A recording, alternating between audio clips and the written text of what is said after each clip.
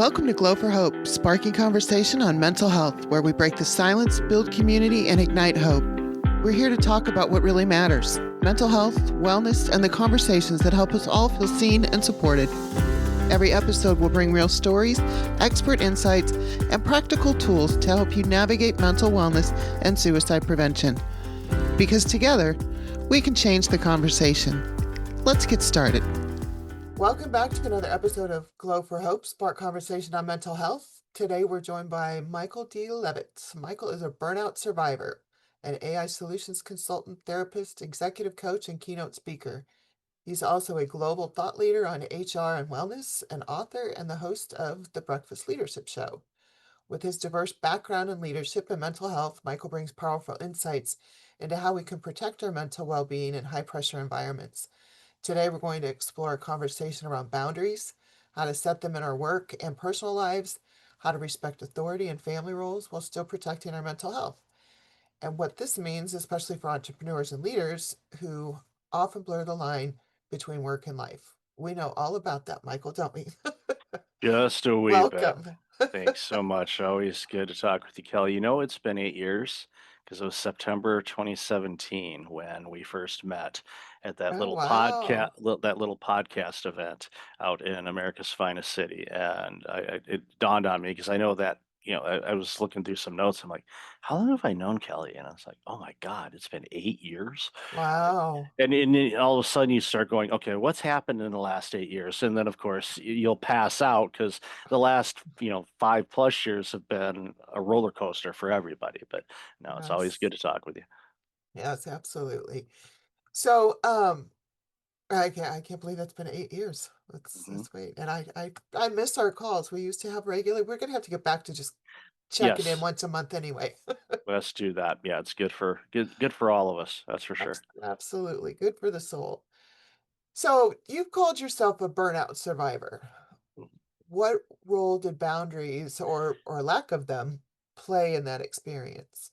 Oh, definitely a lack thereof. I didn't have boundaries. I didn't say no to working all the hours. I didn't say no to my taste buds wanting to eat fast food instead of something healthy. I didn't say yes to maybe tossing in some actual exercise and movement from time to time. And I didn't say no to the dynamics of running a family and running a nonprofit healthcare organization and all the demands that it took. I just sucked it up and like, I'll get through this, we'll get past this. And it never did until that wonderful day in May of 2009, where it kicked off what I like to call my year of worst case scenarios, which you're quite familiar with.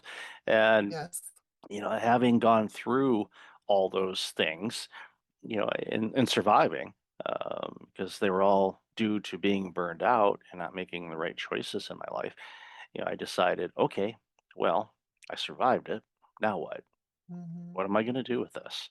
Am I just going to continue down the same path that I did, which quite frankly should have killed me? Or do I take stock and go, all right, who am I and who do I want to be? And Hmm. let's figure out that map. And I chose that option, and it has been quite the ride since then. I was reflecting on this the other day, and looking back to who I was back then and who I am today.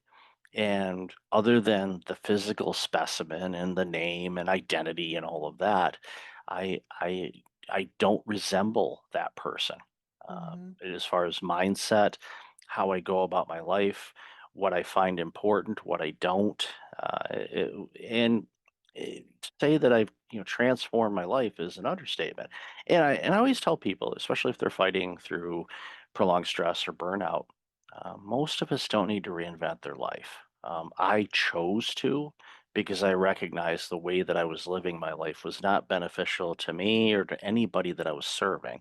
Not Hmm. my company, not my family, friends. It wasn't helping anybody out. So I thought, all right, how do I change this? And a big thing was, okay, I need to have some boundaries around what I do and when I do it. And that comes to when I work and when I don't work, when I make myself available for family things or outings with friends or anything. It's like I have to get in better tune with myself to say, Mhm. okay, am I good with this? Is this okay? Because every time you say yes to something, ultimately you're saying no to something else. It doesn't have to be that dramatic, but in many cases it could be. It's like, okay, if I say yes to this, what's going to need to be adjusted or maybe have to go away in order for me to do this? What's the cost here? Mhm. And have a better understanding of how you spend your time was such a big learning curve for me as well. Was okay. I need to, and which was really ironic in a way because, as my first career was in public accounting, and we do billable hours in accounting. So I kept track of every 15 minutes of my workday, and in my personal life, I certainly did not do that. I don't do it to that degree. Mhm. But I do, my calendar is my oxygen. I would be completely lost without it. Not only just what day is it, but okay, what am I doing today? What are some things I get to do today? And and by doing that and getting crystal clear on how I spend my time, gives me a better opportunity when someone presents something like, "Hey, would you like to be on my show?" Yeah, let's do that. Mhm. Okay, what day? Okay, Thursday's good. Okay, because I have Yeah. my calendar set up in such a way where Thursdays and Fridays give me a lot of elbow room. Now, some people may not be able to do all of that, but they can do it a little bit. Right, right. So, do you wanna back up a little bit and share any further detail around what you went through? Sure. So over a period, Whatever you're comfortable with. I wrote a book about it, so it's pretty public. It's like I don't want to talk about that. No, I talk about it all the time. Uh, so from May 2009 to May 2010, what I refer to as my year of worst case scenarios, I had some things happen. I'll kind of lead up to that a little bit. In 2007, I was hired as a healthcare executive just outside of Windsor, Ontario, Canada. I'm a dual citizen, so I can vote and screw up two countries. I take that role very seriously.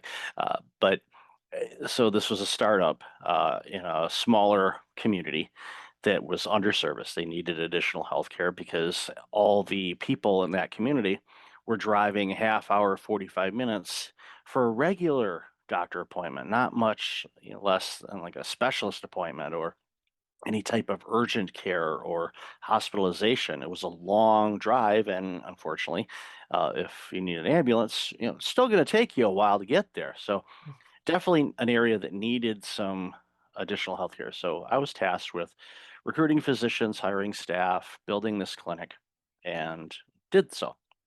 Ironically, majority of the clinical staff at that clinic are still there today that I hired, Mhm. and that I regardless of what happened there, I still am very happy about that. It's like, okay, out of the gate, I hired pretty good. I was because they're still there and That's doing an a great job. accomplishment. Yeah, it is. It's in this day where people stay, they haven't even learned the bathroom code yet, and they've already left. It's pretty impressive. It's like, oh, bathroom code. I'm not gonna remember that. I gotta quit. Bye. This is not for me. So in doing all that, I was working really long hours, from pretty much 6 a.m. to 11 p.m., 7 days a week for a couple of years, and eating the fast food, not getting any exercise, not doing things in life I enjoyed doing. And all came to crashing halt. So in May of 2009, I had a pretty significant heart attack at age 40. Not supposed to have them that early. Mm-mm. Ironically, I went for my checkup. I get a EKG and ultrasound done on the heart every 2 or 3 years. My cardiologist and I have that agreement. It's like, let's just keep tabs on the thing. It's Right. who knows. We had a pretty significant one, so we want to kind of make sure it still works. And it's like, yeah, I appreciate that. I'm in agreement with you on that one, Doc. Mhm. Yeah, I may not agree with him on everything, but that one, I'm like, yeah, let's keep that thing moving. It kind of helps me with some other things I Little like to. important. It's a kind of a crucial device.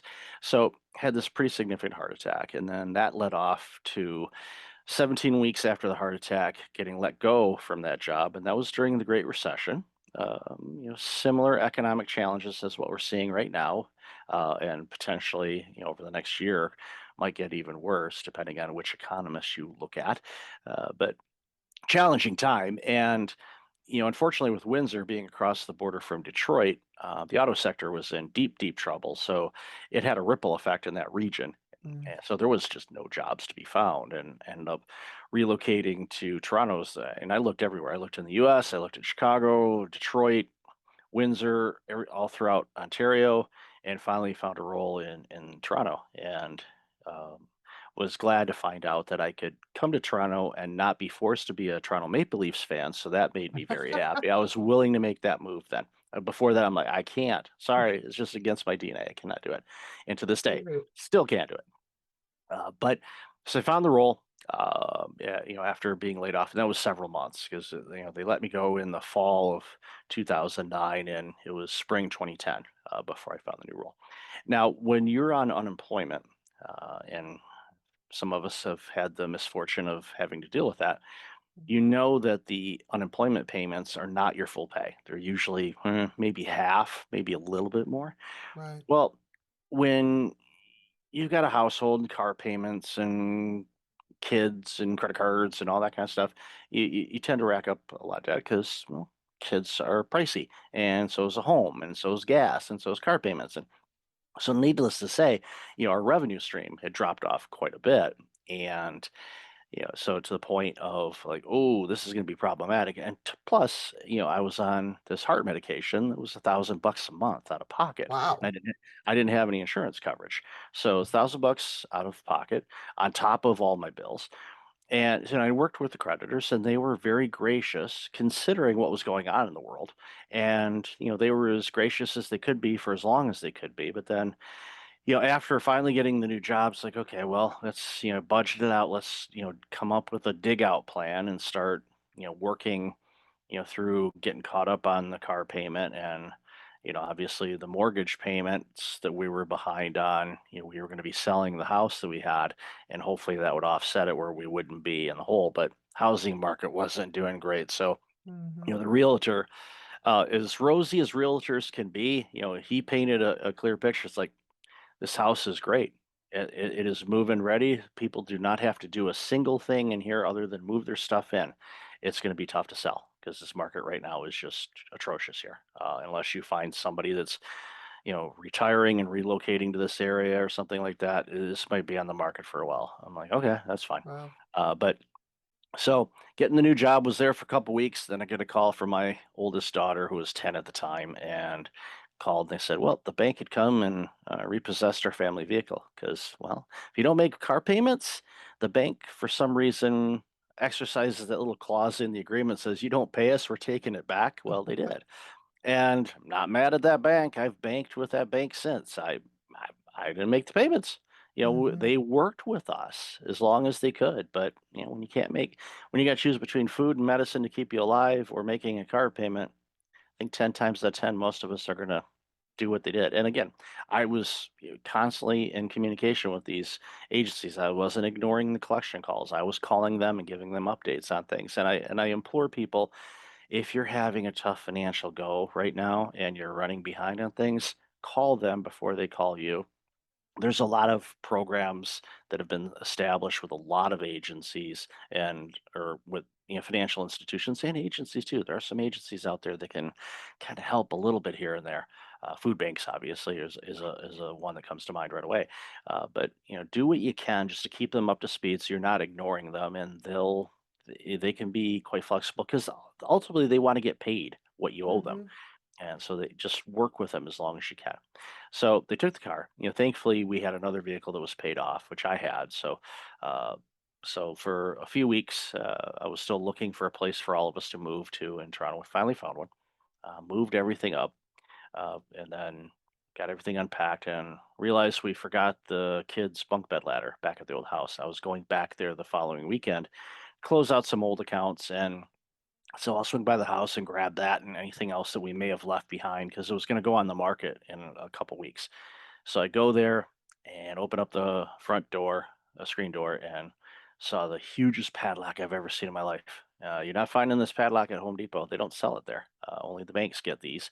And there was a foreclosure sign on the sticker or on the door. So, so heart attack, job loss, car repo, home foreclosure, all in a year.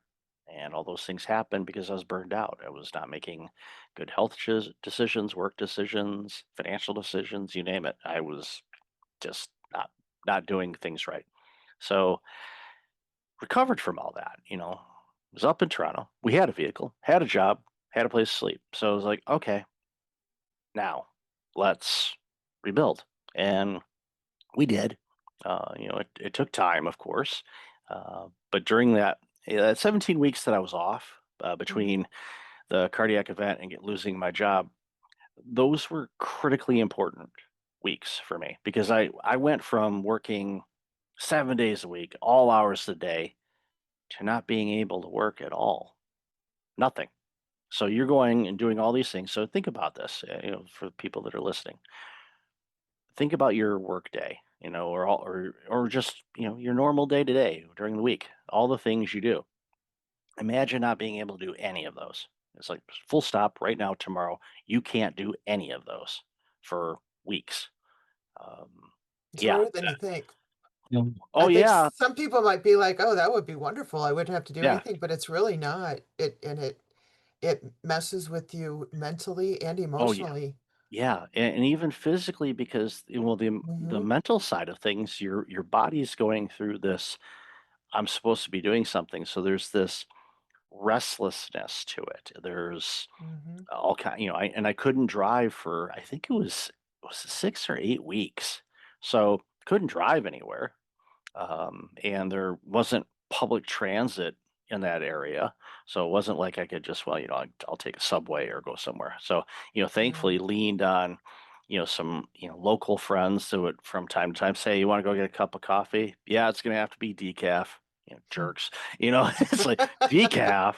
Ugh. No, I drink it most. I do drink some regular stuff, but I notice sometimes it's like, oh, I got to lay off on the regular because I notice it's like a little heart racing a little bit. I'm like, okay, okay, I get it. All right, we'll Mhm. switch to the no lead. I get it, no problem. For young people, no lead is a reference to gasoline because there used to be lead in gasoline, and that was called regular, and then they had no lead. Now they don't have that. They have, 87, 89, 91, or 93, depending on your gas Right. station. They may have the 85. I'm too scared to put that. Even though my car says it'll take 85, I won't put it in there. I'm like, it's going to run like a dog if I put that in. It's like, that's like half water. No, I'm not doing it.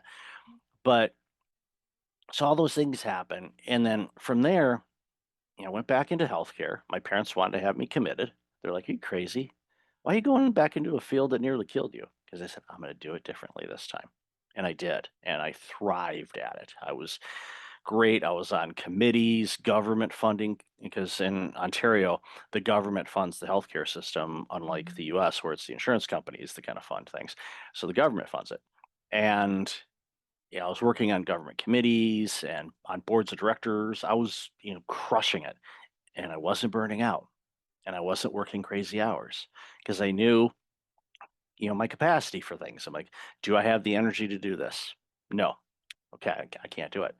Do I have, some capacity? Maybe do this. Maybe I can stop that or maybe adjust that and do this because I'd really like to do this. I think this would be really helpful for my career and to help out the community and all that. So, these are discussions you have to have with yourself and you have to be honest with yourself. A lot of times, like, Mhm. yeah, I can do it. I can do it. And because, especially for those of us that work in this sector, you know, we tend to be very giving, heart-filled people, and we want Hard to to say change. no.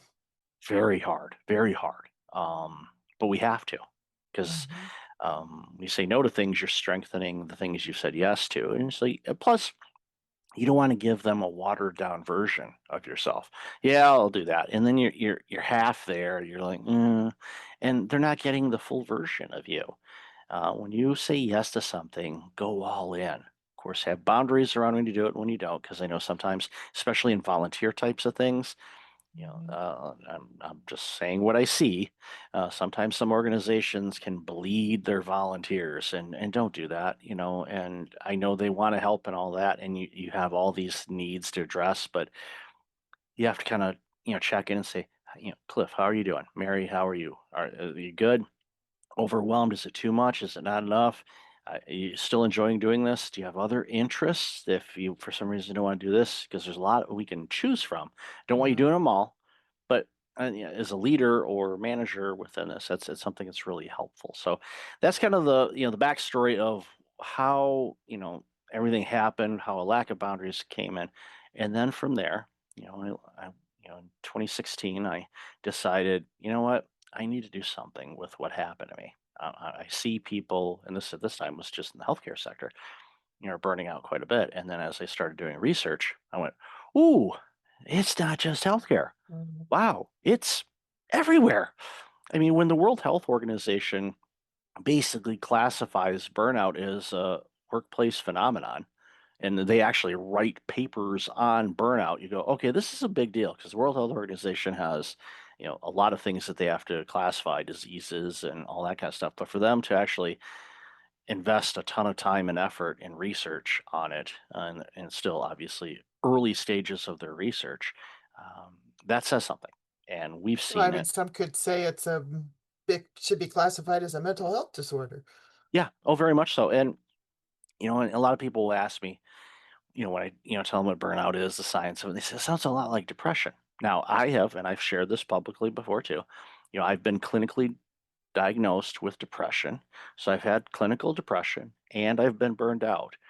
And for me, from my personal perspective, probably the biggest difference is when you're clinically depressed, typically you're just unable to do things. You're Mhm. just not. You're just sad, don't want to do anything, curl up in a ball, cry, you name it. There's all kinds of different things that I experienced. The burnout, you're fatigued, you're wiped out, much like with the depression, but somehow you find that extra 1% and you drain that tank. I mean, you're literally taking a Q-tip and trying to sponge up little droplets of water to give you the energy to do what you need to do. But you do it. You're not doing it well, Mhm. but you Your do it. heart's not in it. Oh no, your heart's not. Your Going through the cognitive motions. Yeah, your cognitive ability is completely shot. You're not seeing things. That's why you make mistakes. That's why when you're fatigued, and we all know this, we went to a concert, the night before, or we went out, with friends and had a couple too many pops, and the Mm. next morning you're in the office and you're like, you know, be sure to take that wrist bracelet off from the club though. Although it's a Still badge got of the stamp tattooed on your yeah, head. it's kind of it's a badge of honor now. It was heat score back in our day. Now it's a badge of honor. They're like, and some of them are like, "How come you got 2?" "Oh, that was from the night before." "Oh." Yeah, it's like, "Okay, I'm not gonna ask any more questions." That way, if I have to testify, I don't know anything about Right, right. but it's important, for all of us to kinda understand ourselves, and I think that's in the work that I've been doing over the last, almost decade now, that's the thing that, came really clear, even though I probably should have realized it with my own self, is, a lot of people are just really unclear, one, on who they are, and two, how they spend their time, and three, you know, what happened that led them to going from, I love working here, this is the job I applied for, enjoy the heck out of it, to I can't stand anymore. The pressure's too much.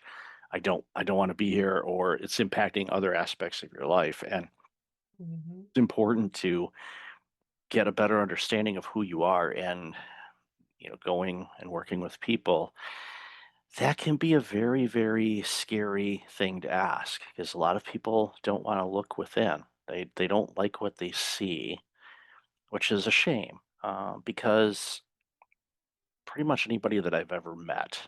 Yes, there are people that are not top quality personalities. Okay. You're going to run into people like that. But ultimately, deep down, every one of these individuals, more or less, are trying to do the best that they can for themselves. They're just trying to Mhm. survive. And people react differently and do things differently when they're in challenging situations. Some people get really quiet, some people get really angry, some people get manipulative, some people turn into full-blown narcissists. Well, you don't turn into a narcissist. You are one or you're not, is from my assessment. I'm not clinically trained on that, but I've had some narcissists in my life. I'm not going to mention names, but yeah, Yeah. a leopard doesn't change its spots is a phrase that you hear a lot. And so you're going to encounter all kinds of different people, and they're all going to be doing things.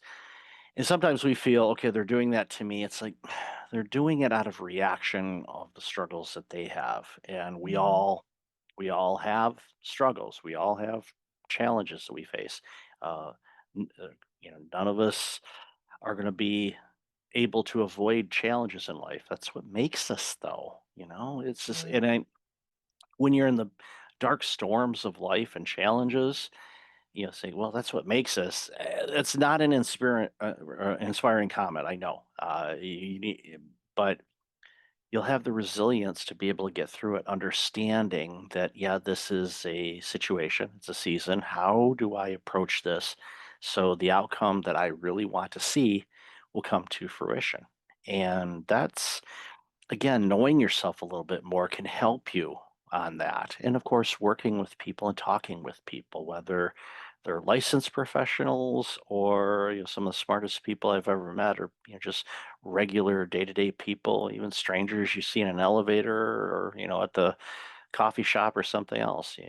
Just kind of talk with people, get to know them a little bit, and you never know who you're going to meet that may help you turn the corner and Mhm.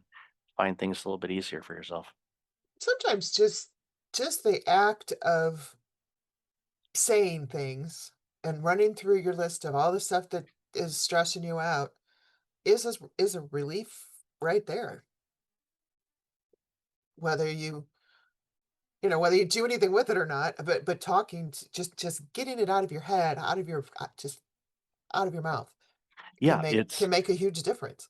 yeah. Well, Brian Tracy, he's huge, and he's written a ton Mhm. of books and all of that, and still alive and still kicking. So and he's I've studied a lot of things from him, but the thing that jumps out from him for me is you know, write down your goals, write down your list, the things you want to accomplish, write them down. There's something scientific about that. That if you write them down, statistically speaking, you're more likelihood to accomplish them than if you just keep them in your head or even on your Mhm. phone. Write them down. And it's the Right. same thing with the things that are troubling you. At night when you're like you're laying in bed and all the things that are going on in your head are spinning around of, oh, this is bad, or I messed up there, or why are they doing this? Get a notepad, write it down. Just Yep. don't So don't journaling is journal it, just write it down, because what that does, and this is an exercise that I do. It's like if I have that, I'm going to write it down, and then I tell my brain, "Hey, brain, guess what? We have noted all of these issues. They have been documented. They are now action items. We are going to get to them as soon as we can, but relax. They're not. You don't have to have them bounce around your head anymore. We've got them down. They're there." Mhm. And that exercise tends to convince the brain to go, okay, they got it under control. All right, now let's count sheep or dream about whatever you Yep. dream. And Get it's a it's little great shift exercise. out of that fight or flight mode. Yeah, yeah. 'Cause it just tells the amygdala, who's just an idiot. And I say that I love the amygdala. It's there for a reason, but sometimes, well, my nickname is Amy G. And no offense to anybody named Amy, okay? I know a lot of people named Amy, and I'm not picking on anybody in particular, okay? I just say, Amy G, you need to shut up. Okay? I know what you're doing. I hear you. That's not happening right now, or we got it documented. It's on the notepad. We're going to get to it, okay? Yeah. Yeah. And then, time and time again, you go about your day the next day. You haven't even looked at that notepad. You haven't even gone to it. You're like, okay, I'm gonna make my coffee in the morning, get breakfast. Okay, okay, let's tackle that notepad. You forget about it. It's like Yeah. you go to bed the next night and you glance down, you see the list. Now, don't let the amygdala see that list. Like, you know, it's like having a puppy, which I do, and the puppy sees you, and they're supposed to be asleep, and all of a sudden they're like, get me out of this cage. I want to go. Let's go. Let's play. Let's play. No, no, no, no. You're still in there. Like, but I want out. I want out. No, you don't need to go out yet. Yeah, much like human beings, we don't like being incarcerated. I get it, but Yeah. it's good for them. It prevents them from chewing network cables and USB-C cables and Stay away from the things that are bad for you. exactly. And I think my puppy, real quick, this is about a month ago. Somehow he got access to a USB-C cable that I had plugged in, and he was chewing on it. Didn't realize did it. It sparked. So he barked at it because he was startled by it. He's barking and barking at it. And then he was going around. We got rid of it. And he's walking around prancy. I saved the day. Look what I did. I told you about the sparking cable. See how good I am? You caused it. You know, don't, don't smack something and go, here's an ice pack. See, I made it feel better. I You had a caused dog, not that we want to go down a tangent here about dogs, but I had a puppy, a chow, that bit the cord on my waterbed and electrocuted itself. mm, It was so sad, but oh yeah. anyway, so let's go back to, you were making the reference to nonprofits and volunteering and Right. all of that. It's in that kind of environment, you have the luxury, if you will, to decide what you want to do and what you don't want to do, and it's easier to put those boundaries in place. Right. But when you're thinking about situations in the workplace, and how do you handle situations like that for authority figures who continually push the boundaries and they want to get every last drop of everything out of you? Yeah. How do you do that and keep your job? Yeah, it's a challenging situation, especially if you haven't established those boundaries before. It's a challenging conversation, and it really a lot of it will lean on how you approach that person and how approachable they are. And you may be surprised. You may think that they're not approachable, but when you go to them and you say, okay, here's the situation at hand. um, what can we do about it? And exercise I have people do all the time when they run into this situation is, okay, write down all the things that you're being asked to do. Okay, that's taking up all your time where you're working all these extra hours, your salary, so you're not getting overtime. Mhm. Unless, well, I know labor laws have changed in some instances, so that may not be the case. But we'll go with the theory of you're not getting extra pay for working all the extra hours, and you list out all the things that you're doing. And what I have you do is so you map it out and you say, okay, these are all the things that I've been assigned. And if the manager or your boss or supervisor uh, has an ounce of decency, in my opinion anyway, they're going to recognize that they've overloaded you. Now, you might be short staffed, which is more the norm than the exception, Yeah, unfortunately, these these days. days. Yeah, and it's been that way even since the Great Recession. Organizations went, oh, wow, we're getting this work done with less people. They're not going to spend money to bring in more people. They said Mhm. the numbers, the bottom line says, oh, we're getting it done. So they overwhelm people. And that's when you start getting people overwhelmed and working too many hours, and that's when you start seeing burnout and productivity drop and disgruntled. And we see the Gartner reports and all of that, where engagement continues to drop like a lead balloon, and no one wants to work. And it's created a very toxic situation. I see it time and time again. I wish I didn't, but it's the reality. And it's easy to fix, and a lot of people think, "How is it easy to fix?" It's easy to fix. You have to get really crystal clear as an organization of who you are. What do you make? What do you do? What products and services do you have? Sometimes you have to go Steve Jobs, and that's somebody that was polarizing. Some people loved him, some people loathed him, but one of the things that I feel he did well was streamlining things to this is what we do. We're going to have these six products. They've obviously expanded since then and become a $1 trillion company. So, you can argue pluses and minuses on that. But for them, during the time that he was leading Apple, it fine-tuned so everybody knew what we made. And then you align the teams and you put people where they can be successful. And that's the idea as a manager or leader is you want people to be successful because guess what? You will be if they are. And look at Mhm. sports analogies. If your team's playing well, you're winning coach of the year or manager of the year. If your team is not performing well, there's going to be a press conference at the end of the season or maybe even before the end of the season saying we have let go this manager and we're bringing in this one. And we see it all the time. It's all about performance and how do you get people to perform well in the workplace and even in the sports arenas as well. Create an environment where people can thrive, where they're heard, where they feel safe. Amy Edmondson from Harvard, she pretty much coined the phrase psychological safety in the workplace. And unfortunately, right now, a lot of people aren't. So when you're struggling with boundaries in your work, and getting back to the exercise, you list everything out and you go to the boss and you say, okay, I want to do a great job here. I want to be the best employee that I can be. This is my workload. It is challenging for me to be the best that I can be when I have all of these responsibilities. So, can we look at this list and help me together reprioritize what I should be working on now? Let's map this out and prioritize it. If the manager says, well, we just have to suck it up and get everything done, I'm not telling you to update your resume, but I'm telling you to update your resume because they're not going to Exactly. change unless you thrive in that environment. And there are people that thrive in that. They're like, maybe they don't have a home life, or maybe their home life is one they want to escape. And that's another conversation altogether. But it's not healthy. And when you're trying to do too many things, you're not doing anything well. And that's, again, you have this conversation, but you have to approach it with an olive branch kind of thing. It's like, I want you as a manager to look good. If the performance Mhm. drops, the manager is going to say it's the players or it's the employee. They're not doing good. I get rid of them. We're going to bring in somebody else. We're going to fix it.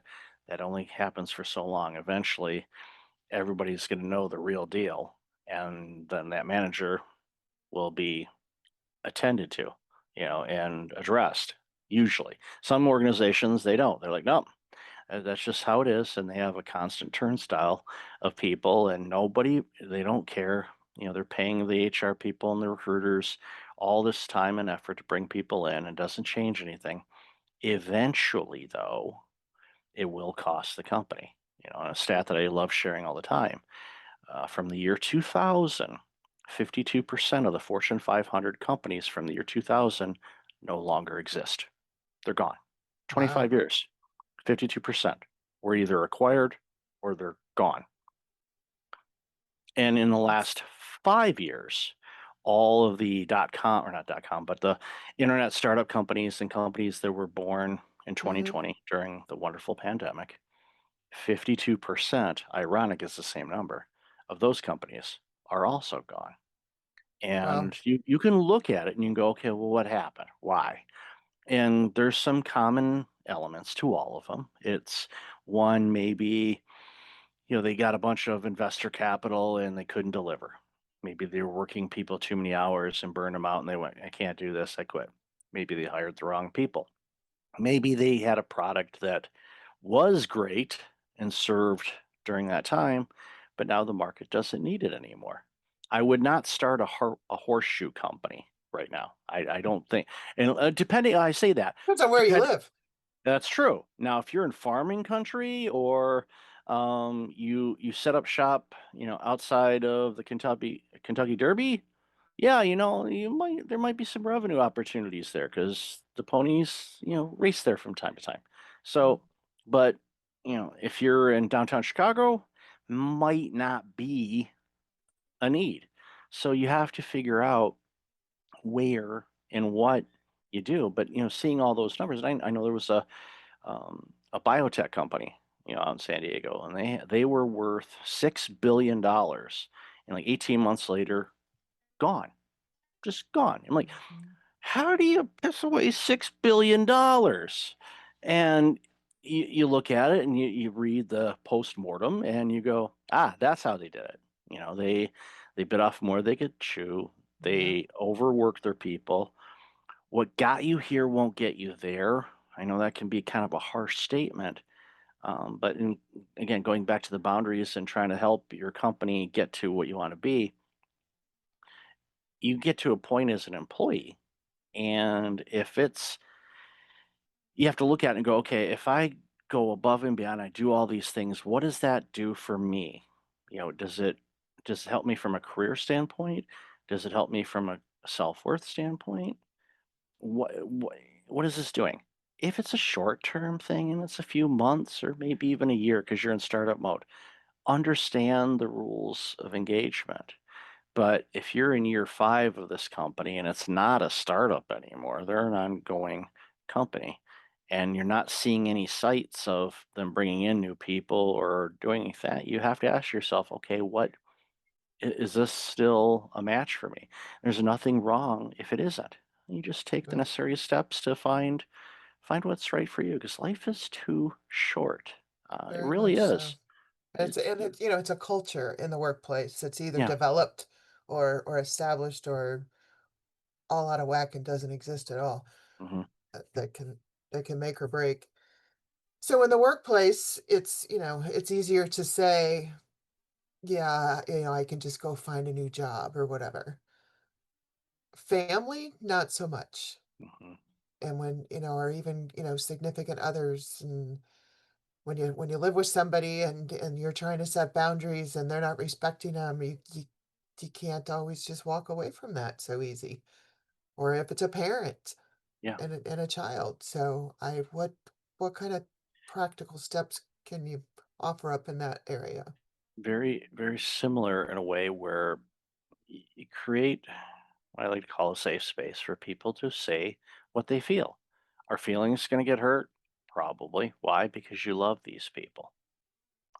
They're family, and sometimes when family say things, it cuts deeper than if somebody across the street that you don't know. So they can say the same thing and you respond back with something and you move on your day. You don't think about it for a second.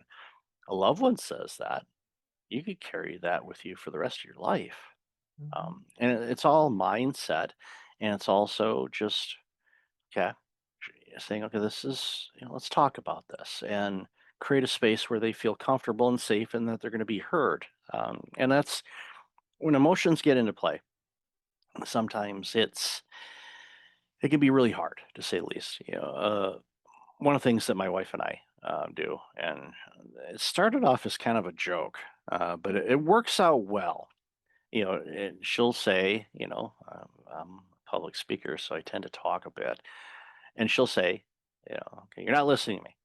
So one of the things she said to me, it's like, okay, I need you to listen to me, so don't say anything and just open up your mouth. That way you can't say anything. So open your mouth and try to say something. No, I'm not making fun of anybody with speech impediments. I'm just saying right. I can't speak right now with my mouth open. So she said, "Okay, I need you to open your mouth." And it started off as just something cheesy, but it's turned into okay, when she starts talking and I'm like not fully present because I'm, focused on 15 other things, I'll go, okay, wait, open up my mouth. And she sees that. And it used to be she would giggle, but now she goes, okay, he's actually present. He's listening to me. So if that works for you, awesome, go for it. But listen to understand, not to respond. And in emotions, we're like, okay, it's us against them. We get in this battle position, and we want, and because again, our amygdala, Amy G, is like, okay, fight time, let's go. And no, you want you want to create a safe, healthy space for your family, especially if it's home, because that's supposed to be your safe space. Work is a battleground. The grocery store is a battleground. Being stuck in traffic, there's all kinds of places that challenge us. When you get home, that's not that you want to be a different person anywhere else, but it's supposed to be a recharging station. It's like, okay, I need to charge my phone. I need to charge me. And most people do that at home.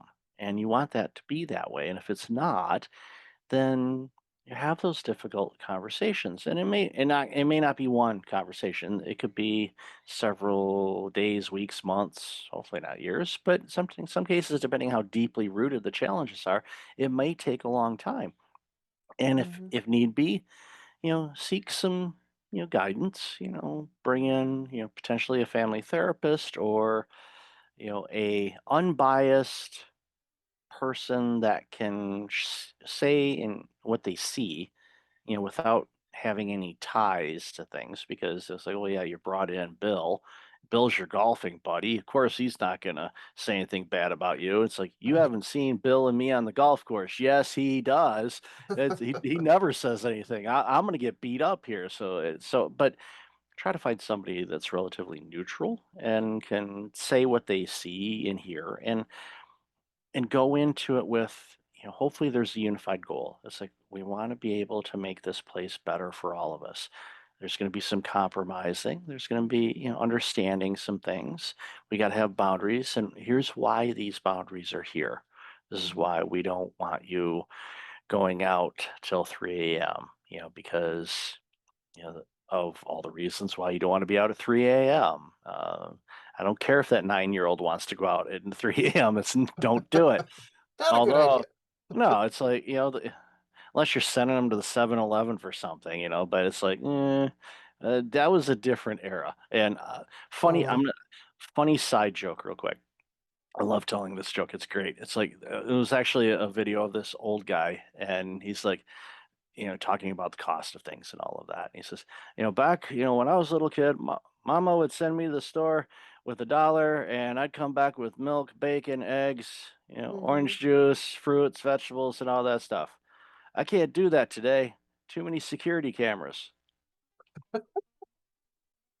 Yeah, yeah. So Ba-dum-bum. yeah, so that kid pocketed the dollar and stole all that stuff. I'm like, Right, right. and there is an entrepreneur. Don't steal, kids. I'm not a great entrepreneur, but an entrepreneur. Hello for Hope does not approve of this Yeah, message. exactly. Do not steal. The Breakfast Leadership Network does not endorse any type of theft. Right, right. Permanently borrow? No, don't do that either. But yeah. So I know that ultimately your journey led you to entrepreneurship, and that was kind of at quasi when you and I met, Hmm. and you know we all feel like we need to do it all, Hmm. Yep. and that will definitely take a toll on your mental health. Most And definitely. so what are maybe some warning signs that an on, entrepreneur should look for before the burnout It's hits? yeah, and it's getting worse, especially with AI. And I use AI quite a bit in a variety of different ways to help do what I do. Mhm. I love it. I love what it can do. I love the opportunities, especially when you see research and especially scientific and sciences and health. Even though I worked in that sector, it was never my strong suit in school. I always joke the only reason I passed biology class is Mr. Burrell did not want to see me another year. So thank you, Mr. Burrell. I appreciate you. I hope he's still alive. I should probably send him a thank you card, a very belated one, but I'll Yeah. if he's still around, I'll thank him. But so AI is a great tool, but unfortunately, much like anything that's new, it's a shiny object, and entrepreneurs, think, okay, well, I got to do this, I got to have the funnels, I got to have the lead magnet, I got to have the email list, I got to do this. Oh, I got to have a podcast now. Okay, oh, where's my YouTube channel? Okay, I got to get all these people to watch. Oh, I got to have TikTok now. Okay, I got to record a bunch of videos. All right, now I got to do this. Oh, wait a minute, I got to do that, and I got, oh, God, I should be part of the chamber. Okay, yep. Oh, there's the BNI, got to be part of that too. And all of a sudden, they're spending all of their time doing things, but they're not building anything. And you have to kind of scale back and go back to the question that I mentioned earlier is that you have to ask, who are we? Who are we as an organization? What is breakfast leadership? What does that look like? Today, it looks different than it did when I came up with that name in the shower. Like it's evolved and done different things. Why? Because it's my company and I get to do it. It's fun. Mine. I'm Because you doing it had this such way. great coaching. I had amazing coaching, and if you want to know who that coach is, she's been speaking with me over these last few minutes.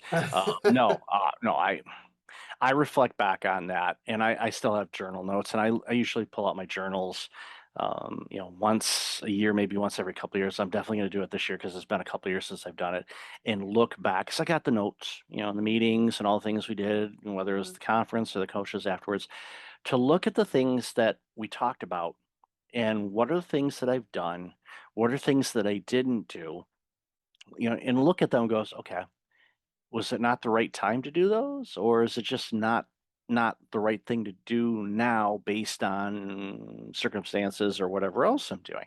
And I'm a big fan of journaling, so I encourage people if you just write down stuff. It's good to look back and go from an entrepreneur standpoint, not to go, oh, I should have done this, I should have that. Go back and look and go, how happy am I that I'm doing and get to do what I get to do when it started off with an idea, a thought, Mhm. a dream, um, generating revenue. It's like I have to remind myself of that. It's like, okay, here's revenue numbers for this month. Okay, Q4 is going to kind of look like this if projections are the same. Okay, and I'm looking at that. It's like 10 years ago that was zero because the company didn't exist. Yeah. I hadn't even thought about it yet, and coaching, doing things, being active, trying things, falling on my face, get back up, try something different, be open, listen to what's going on in the world. It's really hard, and I struggle with it too. I mean, there's a lot of things I would love to do, but it doesn't make sense in alignment with what I'm doing now. But an exercise that I do, and Ramcharan, the leadership guru, I saw him at a conference. Oh, this is probably 6, 7 years ago, and he talks about once or twice a year, he looks at all the things he does and he takes one thing that he does and he says, okay, I'm never doing that again. He just cuts it. Mm. Either delegates it or he just does not do that anymore from a business Mhm. standpoint. I'm like, he's basically forcing himself into retirement because eventually he's going to get to the list of zero. And well, he's at the age now where he could probably retire, but it's one of those things where you go, all right, does this make sense? And I do that, and that helps when you keep track of your time and all the things you do. It lets you look back and go, okay, do I like doing this? And that's another thing too. Just because you're doing it, you're like, okay, yeah, I got to be on TikTok, or yeah, I got to do this, or I have to post on this, or send out these email newsletters, and all these things. Like, okay, am I doing it to serve, or am I doing it to receive? Mm. A good If you're question. if you're doing it to serve, I have found hard lesson sometimes. If you're doing it to serve, you're going to receive. Mhm. It just look, and that's again why like my company has kind of evolved over the years. It's like, okay, what am I doing that is helping people? Is there anything that I'm doing that's not helping? Is it just noise? Well, I don't know. I don't know. Well, you got to be on this. No, you don't. Everybody said we have to be that. It's like, okay, yeah, there's people they've done that, but they've got teams and teams and teams of people flooding that, and they haven't been on that platform or posted a single thing in 3 years. They have somebody else do it for them. Yeah. So it's easy for them to say, yeah, you got to be everywhere. And maybe you do, maybe you don't. What you got to say, okay, where's my tribe? You gotta be where your people are. Where's my audience? Where are the people Mhm. struggling? What are their problems? Can I solve that? Can I offer them something to help with that? If I have that ability to do it, then I'm going to do it. And with the return of, okay, yeah, maybe there's a compensation component to it, but even deeper is like for me, if I help somebody with their burnout or help them improve their workplace culture so it's not toxic anymore, that has such a positive ripple effect on so many lives Mhm. that I go, okay, that is great because what does that do? It helps humanity. Well, it's okay. That's pretty cool. I sleep well at night knowing I help somebody with something, or and it could be something as easy as just, you know, listening to somebody that's having a rough go of it today, or they feel frustrated because whatever, or they need to vent because they've had a tough morning at work. And my spouse and I will have calls. She usually calls during her lunch break, and some days are just she gives me updates on stuff, and some mornings are pretty bad. And the other day she said, thank you for for listening to me. And I said, no, you're supposed to say thank you for coming to my TED talk. And she laughed, which then I did that on purpose, like laugh, okay. This is all BS. All not what we're talking about, but everything in work and life, and gotta have this report. What's the agenda? You got the slide deck done? Oh yeah, yeah. That's we're supposed to be in flying cars and stuff like that, but instead we're telling kids not to eat Tide Pods. Okay, we're not evolving well. Okay, we got to do better, people. Come on. So I know you've mentioned journaling and all that. Those are kind of, techniques, but how do you have a lot of different roles. hmm How do you personally balance like the leadership roles and the client demands and keep a check on your own mental health? For me, and the name Virginia Mooskies. We had a conversation years and years ago, and she gave me a tip to color code my calendar. Now, if you're colorblind, that's a cruel joke. Use your favorite symbol. Don't have the colorblind guy make your Cat 6 network cables. If you've ever looked at a network cable that plugs into your computer, you'll Yeah, notice that the colors are different. There's different colors in the wires. yeah. That's for a reason. They're supposed to be in a certain order. Well, I worked for a company years ago, and we had a guy, and we asked him to crimp some cables, make some cables for us. We didn't know he was colorblind. Those cables were all screwed up. And finally he goes, I'm sorry, I should have told you this, but I'm colorblind. We felt horrible.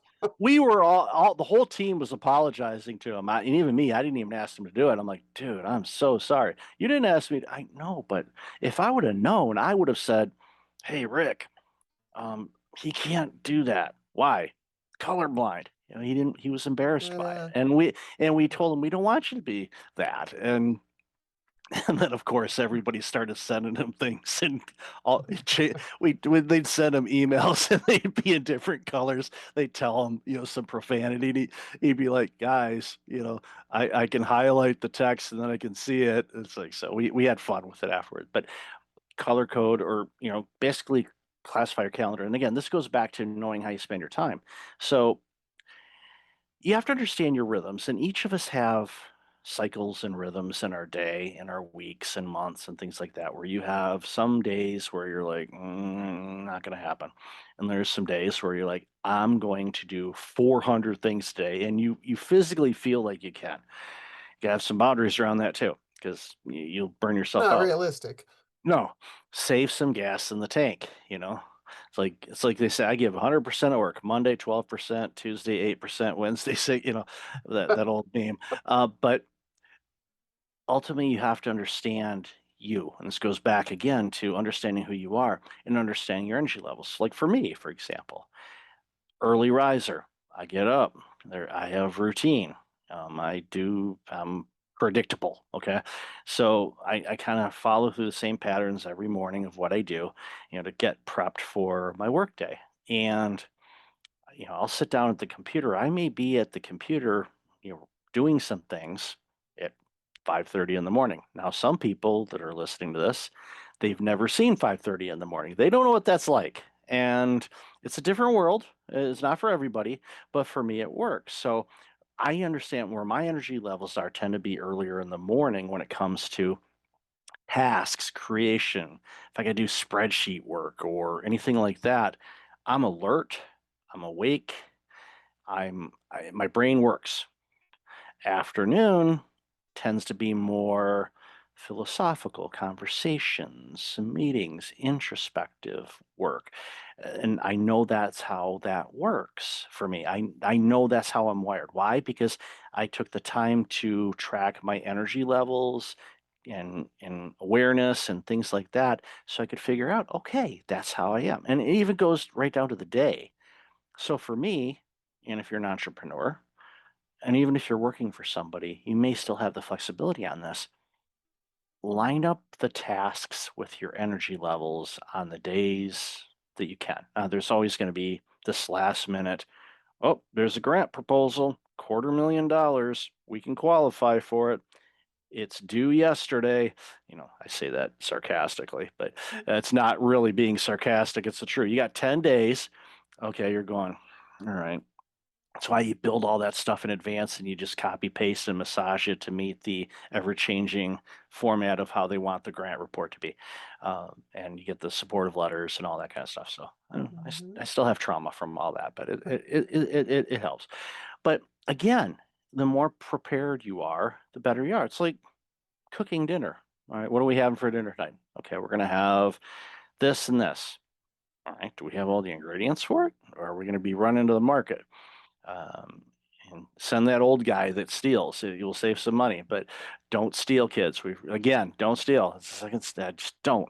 But ultimately, the more prepared you are, and again, this ties into how you operate, because some people are like really organized and all that, and some people's desks are they are what they are. It's That's why like, mine's blurred on our video right now. and for years, I'd be like, and I think I've shared this with you before. I have a poster that says I have CDO. It's OCD, but the letters are in alphabetical order as they should be. So I know I have OCD. I know that for a fact. So, but over time I've realized the system that works for me might not work for you. Your system works for you. You know where things are. You know exactly where they are. I look at it and go, this is gonna take a week to find this. All right. What do I got to crush on my calendar in order to do this? Where you'd like 2 seconds. That's right here. I keep it with this and this because of this, this, and this.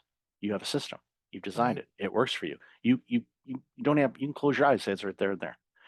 And for other people, they're like, oh, I wouldn't know where to look. Work your system, whatever works for you. And as a boss, encourage your people to figure out their own way of doing things, because it might be really good for them. Just because you brought in the lean people and you did all the Gemba work and Kaizen and all that stuff, and you say, okay, that crash cart belongs over here because it's less steps, but that nurse has been using that cart for 26 years and it's always been over there. Leave it where it is because she's more efficient with it there than if you move it over there, even though the studies say it's more efficient over there. We have to be a bit flexible. So, as an Mhm. entrepreneur, understand how you spend your time, figure out your energy levels, and then shift some things around. Please, please, please, please, please make sure that you schedule me time in your calendar. Because if you don't, work will go, I'm going to take that time up too. It will. It, That's one of the things I've always taught people yeah, is to schedule the personal things first on your calendar, yep. and then the Oh, yeah. rest of it all around, Yeah, you because have you've to. gotta have that time, and I would always take, like, Fridays were my personal days, Hmm. my professional development days, so Yeah, I could either, take a class or go golfing in the afternoon yeah. or whatever, but that's the time to work on my business Hmm. versus all my client stuff is, Monday through Thursday, and communicating that to your clients to set the expectations Yeah, is hugely important. And if you very can't important. take a whole day, then at least there's, set it up as an hour a day or Yeah. something, either first thing in the morning or, and close out the day with the list of I accomplished all of this today. Hmm. Yeah, it's important to block off the time and start off small. Even people that are, they're just like working like nuts. It's like, okay, I miss going to have my coffee meeting with my good friend. Okay, well, how long did you spend at the coffee shop with them? Oh, we'd spend probably an hour. See if they'd be open to 15 minutes. Just quick, hey, how's it going? Good, good. Have a quick sit and then go do it. Start at 15 minutes, Mhm. and build from there. Just get in the momentum of doing that. And then what you'll find is when you have those breaks, it kind of helps you retool. It's like breathing exercises. It regulates your stress and your emotions and your cognitive abilities. So that's why don't forget to breathe, kids. Yeah. I'm so glad that's an autopilot thing because I would think we'd all have been passed out by now because we would forgot to breathe. Yeah. But it's when you're in the Can excitement thank and Amy G for that. yeah, yeah, Amy G. That thank you, Amy, for that one. But it's really important. You got to take care of yourself. Schedule your me time first. Even if you're just starting, kind of carve it out. And a great example of it is, when you're working during the day and maybe you hit that lull, where normally you reach for the energy drink or the 18th cup of coffee or whatever you happen to drink or eat. And it gives you a little oomph to go to the next level. Try instead of doing that, maybe use that time where you're like, oh, I can't look at anything anymore. Maybe put that time in for a little bit longer break if you have the ability to do so, and get away from the screens, including the phones, put them away. Go outside if you can, or at least, go walk, wash your face, or like in my case, you can wash the entire head. It's refreshing. Actually, convinced a guy many many years ago to shave his head because he was pretty much bald, but he had the stuff on the side and he was fighting like crazy to keep the top. But he saw me do that in the bathroom and he goes, "Okay, you've made my mind up." And guys, we know this. We don't usually talk with other guys in the men's room. That's a female thing. We're primal grunts maybe, but that's about it. So I kind of looked at him and I went, "I convinced you of what?" He said, "I've been thinking about shaving my head, but seeing you doing that, and that's got to be as refreshing as all get out. I'm going to do it." I said, "Good for you." And yes, it's extremely refreshing. I do it multiple times a day. Clean face, it helps me reset. It's like, okay, wash the daily grime off, and or if you had a frustrating conversation or a project or something like that, it's just like, let me take a break. Okay. Go Regroup. outside, take your Yeah. shoes off, and walk Yeah. barefoot in the grass. Exactly. Yeah. And just, watch out for if there's, in an area where there's pets and things like that, watch where you step. Otherwise you're like, "That's not grass." Well, then go to the bathroom and wash your feet, or yeah, or rub it off or something like that. Or people are not going to want to sit next to you in the office, which if you're introverted, you may actually find that appealing, but results may vary. But yeah, just, understand how you spend your time. Schedule it, start off small, adjust accordingly. And there may be weeks that you look and go, "No, this week is bad. I'm not going to be able to do that." Don't be upset about it. Just say, "Okay, well, let me go out 2 weeks in advance and go. Let's pre-block off some time now. Maybe a little bit extra time here or there. Maybe I'm going to take Monday afternoon off instead of filling that up and just can do Tuesday, Wednesday, Thursday, for example." It's fine. In the summertime, my schedule is always, a bit lighter, just because, the work and everybody else is doing things, they're vacationing or whatnot. But then, now that it's September, the time of this recording, we know it's, things are going to start picking back up, and so you adjust accordingly. But you know it, Mhm. and once you start getting more in tune of how you spend your time, you can prepare for those busier times, and you can also go, all right, looks like I've got some slack time there. Is there anything in these busy times that I could shift maybe? Maybe either down a week, or let's say, in mid-October, you've got a busy week, the middle of the week, but the week before is pretty light. Maybe look at that week and go, hey, can we move our meeting up, Mhm. to the week before?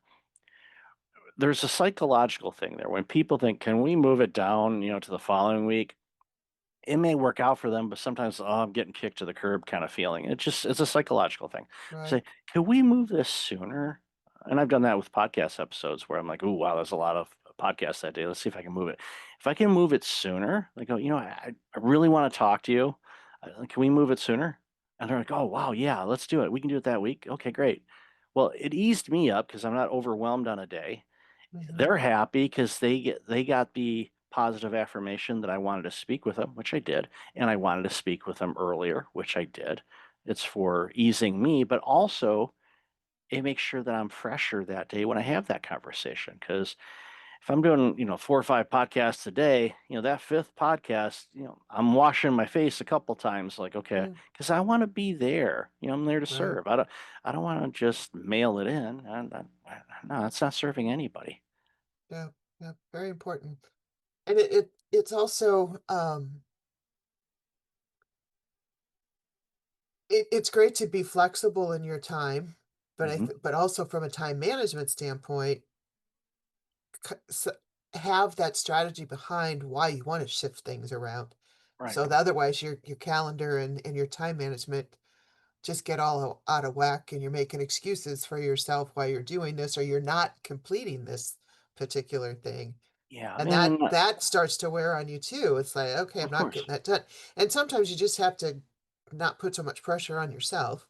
Oh yeah, you got to go easy on yourself, and especially a nonprofit. There's always going to be opportunities where, especially if you're meeting with external funders or agencies or other things, and those meetings are going to take place. You know when they are.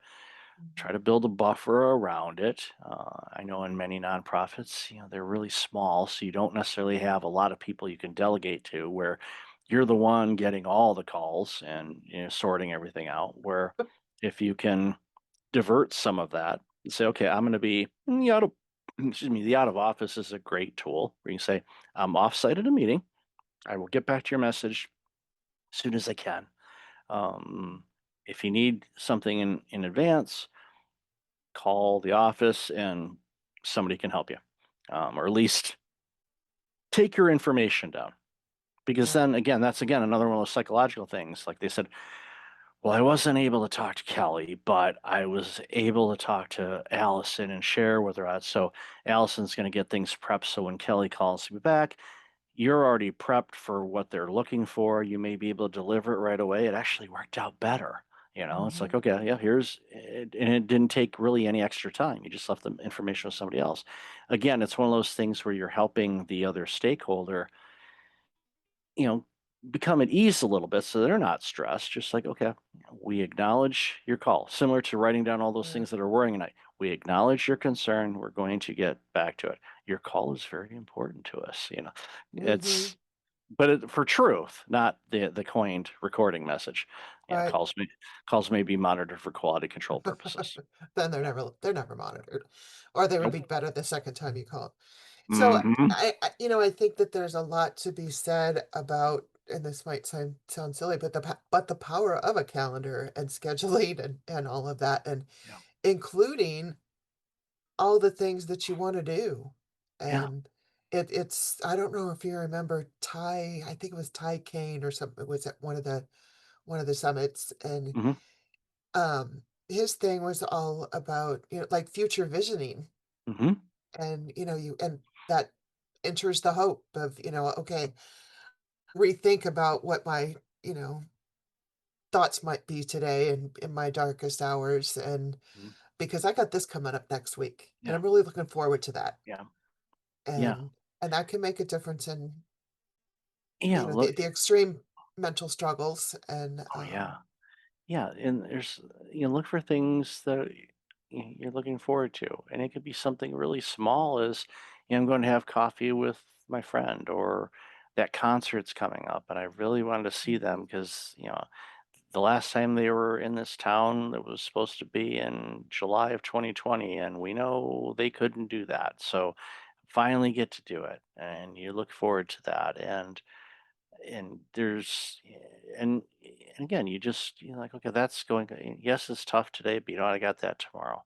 And or there's you know eh, I'm all about spoiling yourself. Now obviously don't do it to your detriment per se, but think about the things you like doing in life, yeah, and they can be big and they can be small. That's another thing to write down. Like, I like doing all these things. So when you're having a rough day or maybe a rough period, you're like, you know what, I'm going to go do that. And sometimes you might be going through the motions like, yeah, I'm not feeling it. I don't like this. This is not good. Okay, that's fine. And that's okay. Your feelings are your feelings. Lean into them and go, okay, well, why am I feeling this? Is it because I'm still thinking about, the other things or problems that I'm dealing with? Or is it something deeper? maybe this isn't something I like doing anymore. And there's plenty of things in my life that I used to love doing that I'm like, I don't want to do that. I don't want to. It doesn't bring me enjoyment, so I'm not going to do it. But find new things, get creative. We talked about before in the pre-show, about me writing some music completely Mhm. was not ever on my radar of doing that, and I have. And it's for me, a creative outlet to do things, a little bit different than what I've done in the past, especially Mhm. when you're working with people and teams that are burned out and their workplaces are toxic and just, no one's happy. They're all upset and hurt and all of that.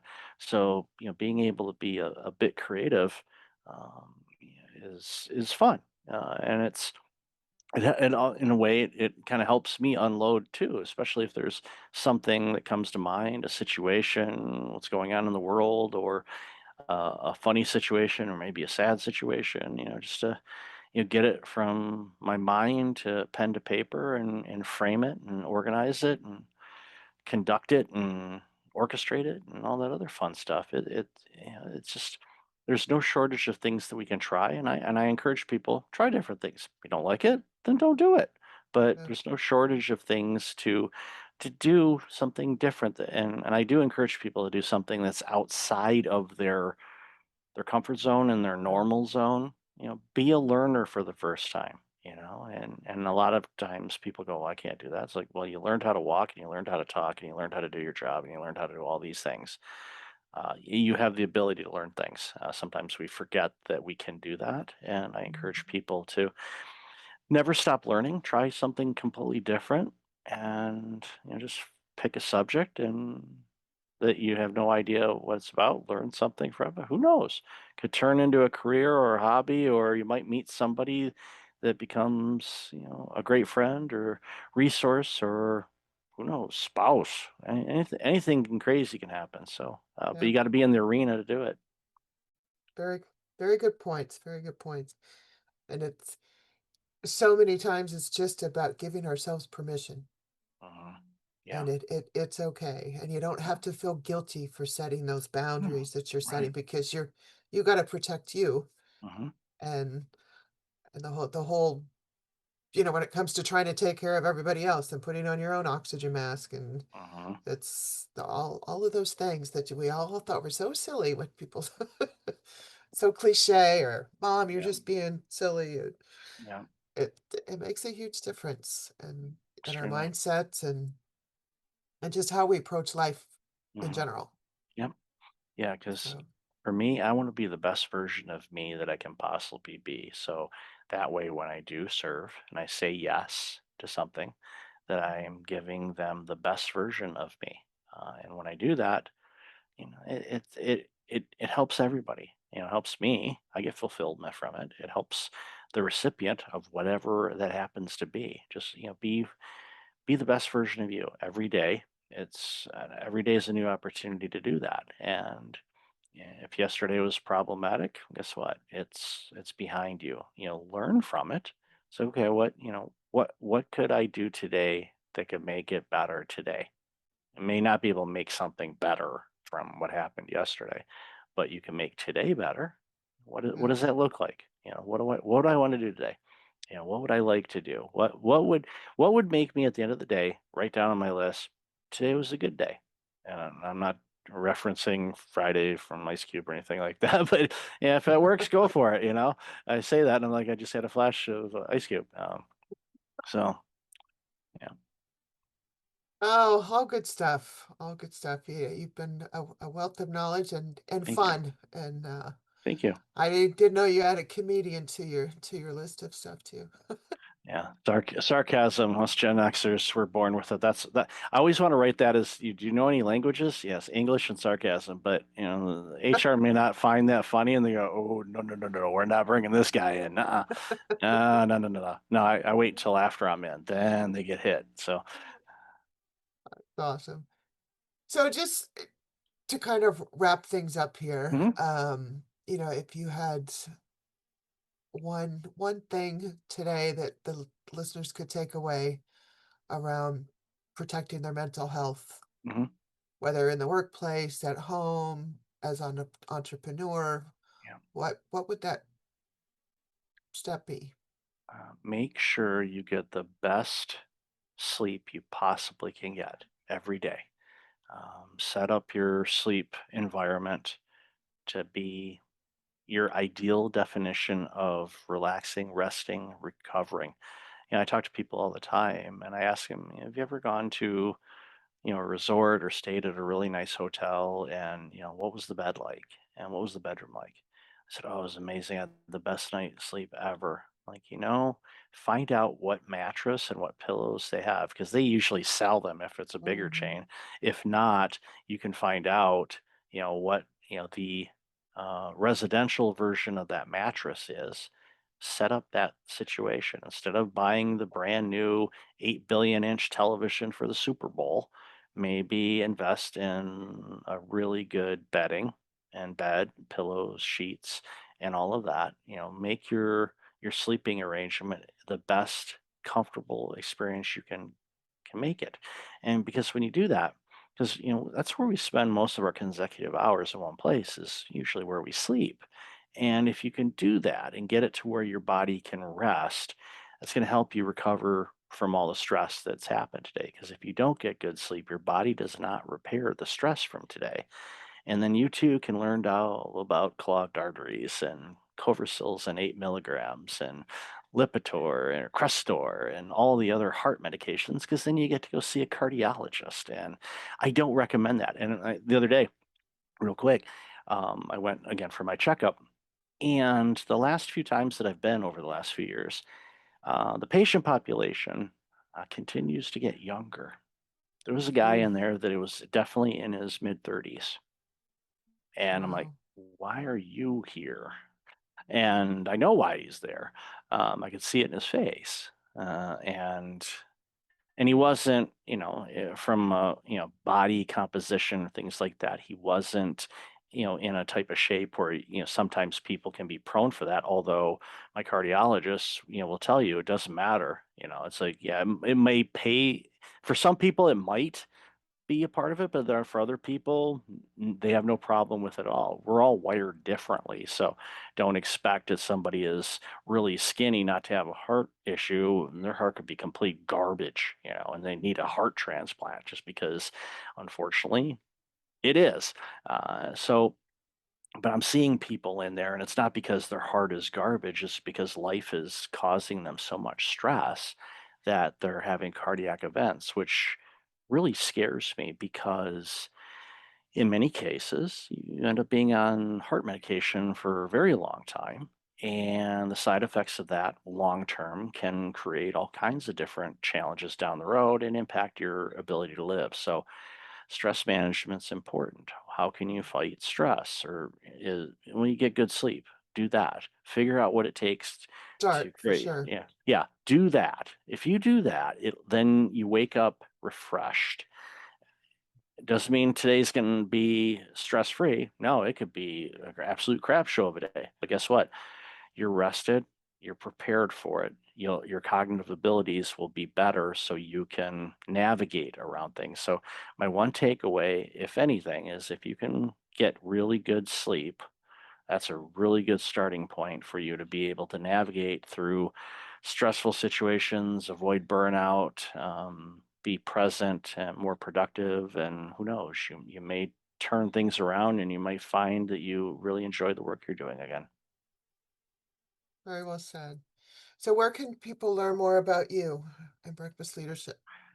Breakfastleadership.com is probably the best place. I'm on most of the social media channels. You can find me. Just look up B Fast Leadership, so the letter B and then Fast Leadership. I always tell people don't put that on a license plate. You will get to see your local police agency, especially if you drive a red car. Mine, well, actually, it's my wife's. I haven't owned myself a car in quite a while. I know coming from Detroit, I know that's blasphemy, but I don't care. I spent time in Chicago and used the transit system there. It works. Some markets, no. Where I am, yes. Yeah, breakfastleadership.com. Reach out to me. There's a contact page or follow me on all the socials. I love chatting with people. Awesome. Awesome. Well, thanks again for being here. It was a pleasure. Thank you. Always a Well, I'm pleasure, Kelly. glad to have connected with you again. And that's a wrap on this episode of Glow for Hope, Spark Conversation on Mental Health. Until next time, keep shining. Thank you for joining us on Glow for Hope. If today's conversation resonated with you, share it with someone who needs to hear it. Remember, your mental wellness matters, and you are never alone. For more resources and support, visit glowforhopenfp.org. That's glowforhopenfp.org. Stay connected, stay hopeful, and keep the conversation going. Until next time, keep shining. This podcast does not and is not intended to provide medical advice. The information presented on this podcast should not be interpreted or construed in any way as a replacement or substitution for medical advice. It is important that you discuss your condition, treatment options, or any questions that you may have with your doctor or healthcare provider.